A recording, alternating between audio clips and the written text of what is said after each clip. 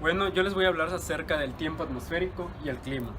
Cuando escuchamos estos dos términos tendemos a pensar que son lo mismo, pero esto es totalmente incorrecto, ya que el clima es un estado de la atmósfera que se genera a lo largo de varios años y en un mismo lugar. Esto nos da como notoria en su presencia los caudales de ríos, la vegetación natural, cultivada y los procesos económicos que se generan en esa área. Mientras que el tiempo es un estado de la atmósfera que se genera en un determinado lugar y en un momento dado. Esto puede variar en periodos muy cortos. ¿Esto qué quiere decir? Bueno, podemos tener un pronóstico en la mañana de soleado, por la tarde lluvioso y por la noche un pronóstico muy frío. Con esto, el tiempo es parte del clima y se nos da gracias a datos diarios y sus cambios pueden abarcar días. Les voy a dar un ejemplo general.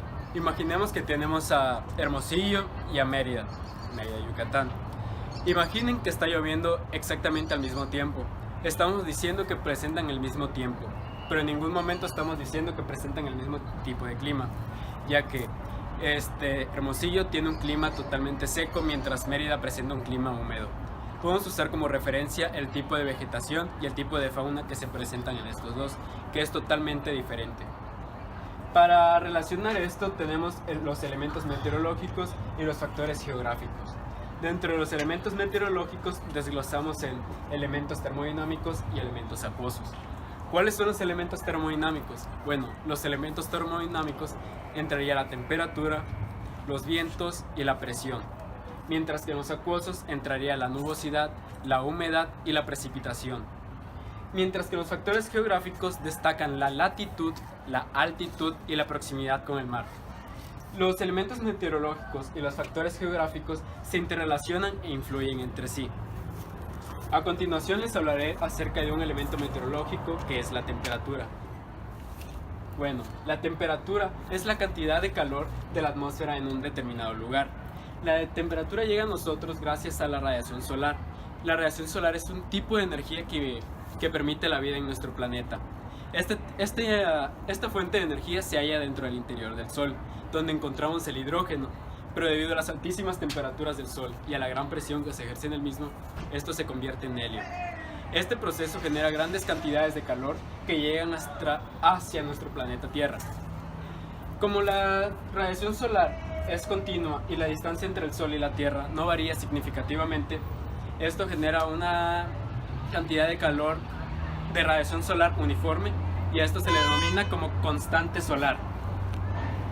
Pero la temperatura no varía según en la corteza terrestre. ¿Por qué?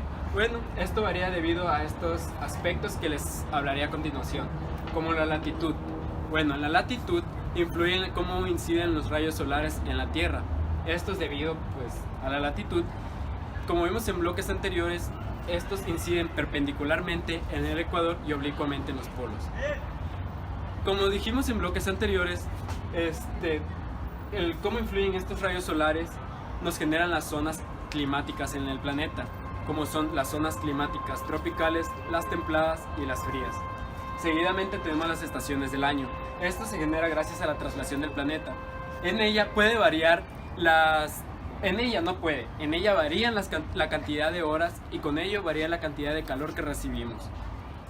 Seguidamente tenemos la hora del día, esto relacionado a la rotación del planeta. Como sabemos, en la tarde se presentan las temperaturas más altas, mientras al anochecer esta temperatura tiende a disminuir. Seguidamente tenemos la altitud. Como se dijo en exposiciones pasadas, a mayor altura corresponde menor temperatura, ya que el aire pierde densidad y vapor de agua. Esto genera que pierda su capacidad de absorber calor. Y por último tenemos la relación entre tierras y mares. De igual manera, como dijeron en exposiciones pasadas, los océanos tardan más en calentarse, por lo que tardan en enfriarse más que los continentes. Esta es la razón por la cual se considera que los cuerpos de agua son considerados reguladores térmicos para el planeta. Y eso fue todo por mi parte.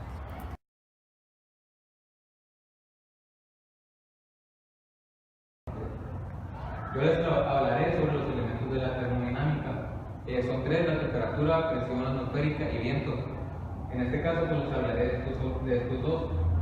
La presión atmosférica es la fuerza que ejerce la masa del aire sobre la superficie terrestre. Gracias a bueno, se puede decir gracias, o esto depende a la fuerza gravitacional que tiene la Tierra.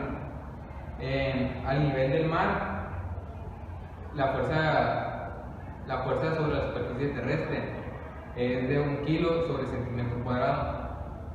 A lo mejor esto les puede parecer mucho, pero el cuerpo humano está diseñado o puede soportar esta presión, ya que el cuerpo maneja la presión interior y exterior, pues intenta igualarlo, se puede decir. Pues la presión atmosférica hay factores que pueden modificarlo. Uno de ellos es la altitud. La altitud, pues en el aire, al igual que la presión de el aire, al igual que la porción de materia, tiene peso. La Tierra soporta el peso de las capas superiores. En consecuencia, a mayor altura, como en la cima de la montaña, la cantidad de gases pues es menor. Esto quiere decir que pues, si estás en la cima de la montaña, donde va a haber más cantidad de gases, va a ser donde está el nivel del mar. También está la temperatura. Si el aire se calienta, esto generará que sus moléculas se separen, por lo que va a crear más volumen y va a pesar menos. Por lo contrario, si se enfría, estas moléculas se van a juntar, lo que van a generar que haya más moléculas juntas, y pues esas moléculas juntas van a generar mayor peso, por lo tanto mayor presión atmosférica. En el caso, un ejemplo es cuando en los aviones los aviones son presurizados para que la presión que haya en la cabina del avión cuando esté volando sea igual a la que esté a nivel de mar o sobre una superficie terrestre. Esto mediante la entrada de aire por el motor, y este aire es pasado a un compresor que el compresor empuja o manda la presión necesaria para igualarlo. Otro es de los vientos. Aparte de que la formación, dirección y intensidad de los vientos se rigen por 3 leyes, como ya les había dicho, la temperatura va a generar que este sea más denso, que los vientos sean más densos por el comportamiento. La formación y dirección e intensidad pues se rigen por las 3 leyes. Una de ellas es que los vientos son sincronizados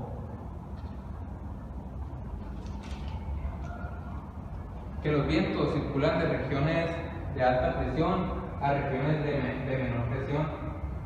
La segunda ley tiene que ver con la velocidad de los vientos, que está en relación directa a la diferencia de presiones que existen. La 3 tiene que ver con el efecto o fenómeno de Coriolis, que en el caso que esto se genera debido al movimiento de rotación terrestre, y los vientos en el hemisferio norte se van hacia la derecha, y en el caso del hemisferio sur se van hacia la izquierda. Gracias.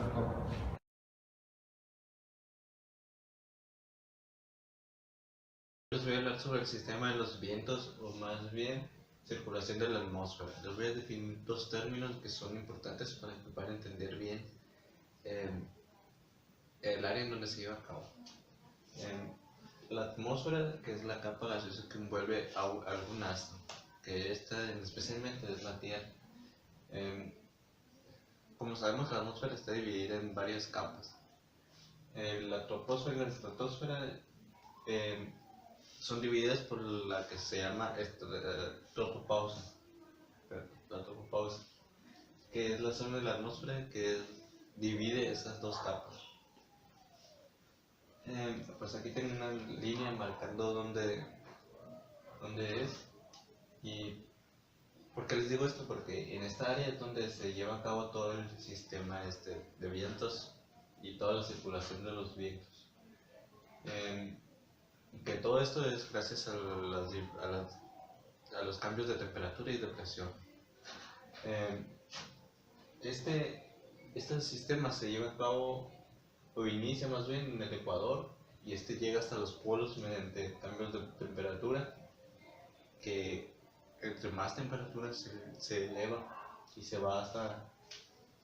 eleva y llega hasta la tropopausa y se vuelve a enfriar y vuelve a bajar, y así hasta que hace un recorrido muy especial o particular hasta llegar al polo y se regresa inversamente.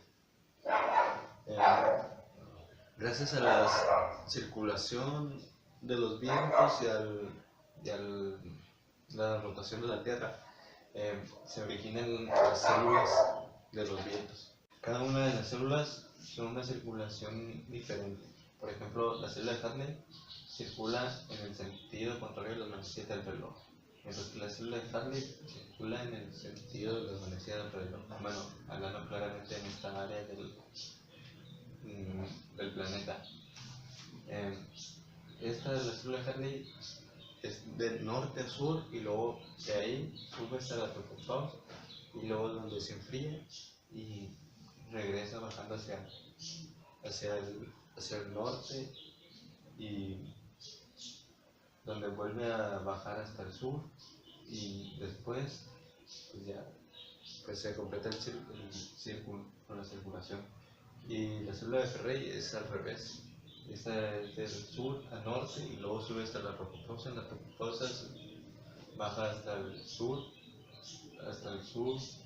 y de ahí baja hasta la tropopausa.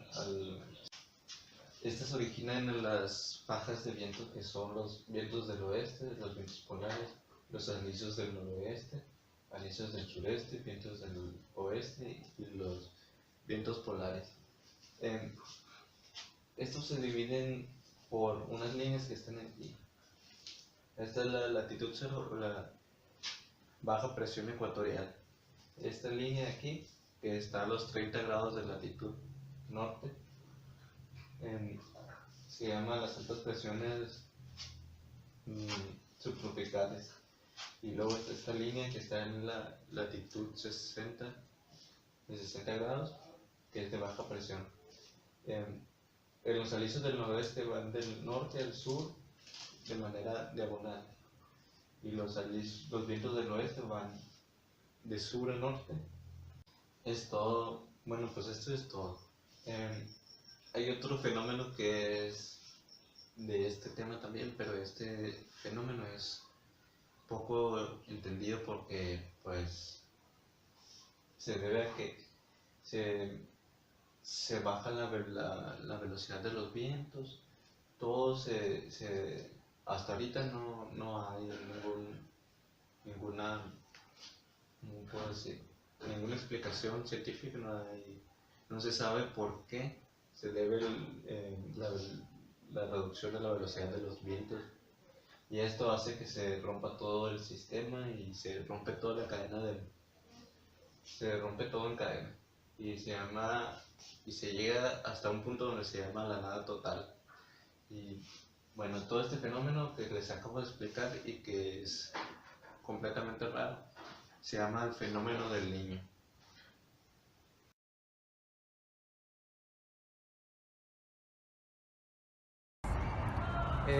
Elementos acuosos. La humedad es la cantidad de vapor de agua que se encuentra en la atmósfera. Esa cantidad de vapor de agua está determinado por la evaporación, y esto a su vez por la temperatura. Un ejemplo de ello es que en zonas ecuatorianas, donde hay mayor cantidad de temperatura o mayor calor, hay mayor evaporación. En zonas frías hay menos humedad, puesto que no hay tanta evaporación porque las temperaturas son muy bajas. La cantidad de vapor que puede tener la atmósfera es muy mínima. Es alrededor del 4% del total de su peso. Cualquier excedente a este 4% será después precipitado puesto que se compone por humedad y vapor de agua. Esto será precipitado y caerá al suelo pues como lluvia, o también puede caer en forma de nieve o granizo. La humedad relativa es la relación que existe entre la humedad que hay en cierto lugar a cierto momento y la humedad máxima que puede llegar a haber. Pues nubosidad. El vapor de agua que contiene la atmósfera se pone en movimiento debido a las corrientes de aire que existen en la atmósfera. Estos se ponen en movimiento y elevan aire helado que contiene pues vapor de agua, y este vapor de agua conforme va subiendo se junta con partículas sólidas que existen pues en la atmósfera. Así se forman las nubes. Estas, al adquirir mayor peso y mayor tamaño, pues se precipitan al suelo pues como en forma de lluvia, o granizo o nieve. La precipitación se da de acuerdo con la temperatura. Puede ser de dos tipos: precipitación en forma de granizo o en forma líquida, también en forma de nieve, por ejemplo. Pues cuando la temperatura atmosférica es inferior a 0 grados centígrados, la precipitación se da en forma de cristales de hielo o copos de nieve. Si la temperatura es superior a 0 grados centígrados, pues será en forma de lluvia. La lluvia es un tipo de precipitación de los más importantes, puesto que, aunque es muy irregular, porque depende mucho de factores como el viento o la humedad, cosas por el estilo, pues es muy irregular, y aunque pase esto, influye mucho en tanto la fauna como la flora. La humedad, la nubosidad y la precipitación forman todos parte del ciclo del agua. Como ya sabemos, la lluvia que debemos caer no es agua nueva, sino que es agua es la misma agua que está siguiendo el ciclo, que es continuo.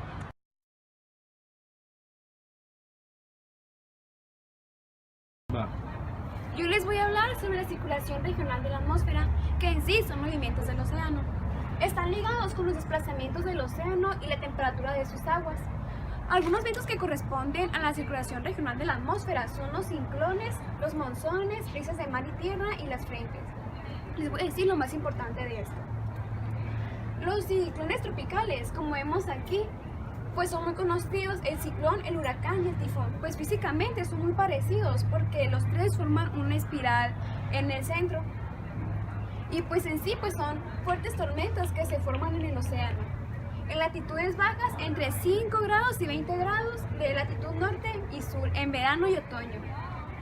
Cuando las aguas oceánicas tienen temperaturas superiores a los 27 grados, se les denomina fuertes convecciones. Pues entonces son vientos fuertes que giran alrededor como las manecillas de un reloj en el hemisferio norte y en el sentido contrario en el hemisferio sur.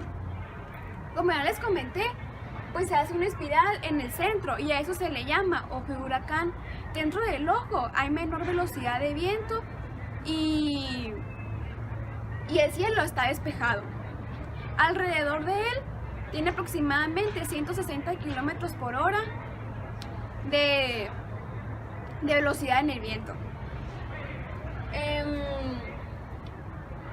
Los países que son más propensos de recibir ciclones es porque están en las costas orientales, que son como por ejemplo México, Estados Unidos y Japón y Filipinas, entre otros. Los monzones. Los monzones son vientos que soplan del océano hacia el continente en el verano y dirección opuesta durante el invierno. Esto hace referencia a que, se debe a la diferencia de temperaturas entre la tierra y el mar. Está el que es el verano y es el invierno. El verano se debe a que se forma un monzón de viento formado de viento húmedo y caliente, que esto se debe a va desde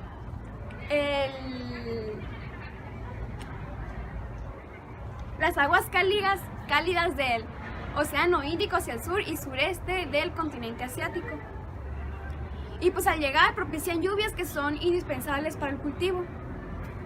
Después está el que es el de monzón, viento de invierno, que es el contrario del verano.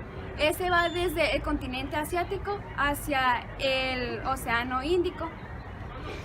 Son más secos y fríos porque primero se calienta más rápido el continente que las aguas oceánicas, y es por esa razón que en invierno es seco. Las frentes son zonas donde hay contacto entre las masas de aire frío y caliente, acarrean cambios en el tiempo.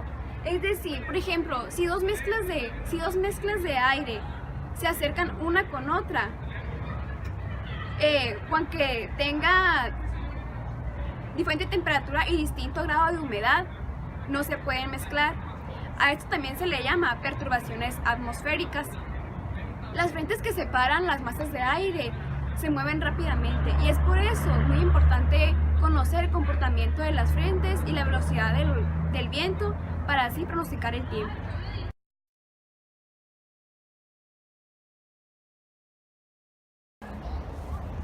Yo les voy a hablar sobre los instrumentos meteorológicos de medición, pero para ello primero les voy a explicar qué es la meteorología. Esta es una disciplina que se relaciona mucho con la física. La meteorología es la ciencia que estudia los comportamientos de los fenómenos que se producen en la atmósfera, así como su estructura y su estado.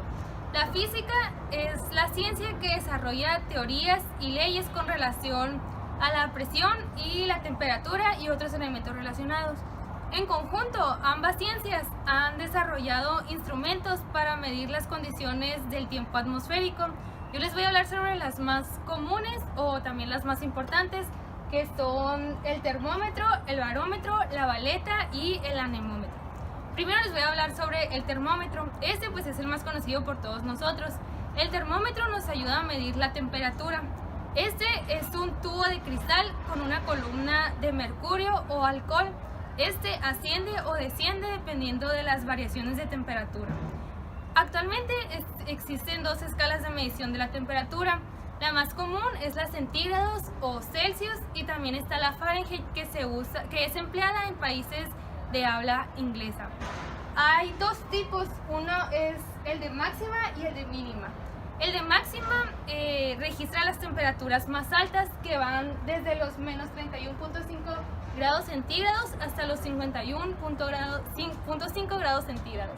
Los de mínima registran temperaturas más bajas, que van desde los menos 44.5 grados centígrados hasta los 40.5 grados centígrados.